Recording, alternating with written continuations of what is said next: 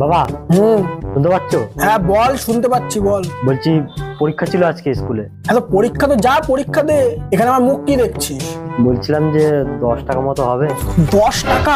আমাদের সময় আমরা 10 পয়সা নিয়ে যেতাম, তার থেকেও বাঁচানোর চেষ্টা করতাম। আর তোদের এখন 10 টাকা করে লাগে। সঞ্চয় করে তোদের জীবনে কিচ্ছু হবে না রে, তোর জীবনটা এরকম করেই কেটে যাবে। যা 5টা নিয়ে আয়, দেখছি কি দেওয়া যায়।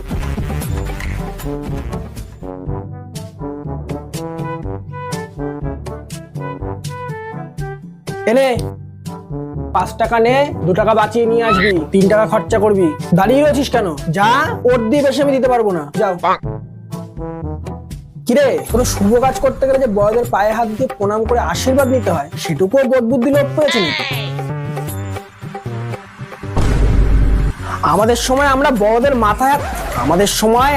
বড়দের পায়ে মাথা ঠেকিয়ে প্রণাম করতাম, তারপরে আসলো পায়ে হাত দিয়ে। এখন তোরা হাঁটুতে হাত দিয়ে করছিস, এরপরে তো উপরে উঠতে উঠতে মাথায় হাত রেখে করবি, তারপরে আশীর্বাদ নিচ্ছিস না দিচ্ছিস সেটাই কনফিউজ হয়ে যাবো আমরা।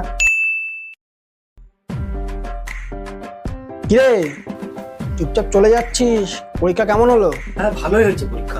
ভালো? তোর পরীক্ষা আমি মানতে পারি। তুই জানিস আমরা যখন ছোটবেলায় পরীক্ষা দিতাম, আমাদের পরীক্ষা ভালো হলেও আমরা কখনো বলতাম যে ভালো হয়েছে, আমরা বলতাম আরো খারাপ পরীক্ষা হয়েছে। খারাপ বলতে কারণ তোমাদের সত্যি ওটা খারাপই হতো, ওই জন্য তোমরা ফেল করতাম। বেশি বড় হয়ে গেছিস, বড়দের মুখে মুখে কথা বলছিস। এই কারণে তোকে পড়াশোনা শিখিয়েছিলাম, বড়দের মুখে মুখে কথা বলবি, বড়দের ভুল ধরবি, এইসবের জন্য। কোথায় যাচ্ছিস? ওই সকালের 2 টাকাটা দিতে বলছিলাম, ফেরত ছেড়ে দিলি না। তোর আজকে রেজাল্ট ছিল, রেজাল্ট কি হলো তাই বল। ফেল করেছি। সে আমিও জানি, তুই জীবনেও পাস করতে পারবি না। যা ঘরে যা, আমি একটা ফুচকার দোকানের ব্যবস্থা করছি। সত্যি ফুচকার দোকান দেবে? ইয়েস, মাল পাঠাবো। সরে বাচ্চা।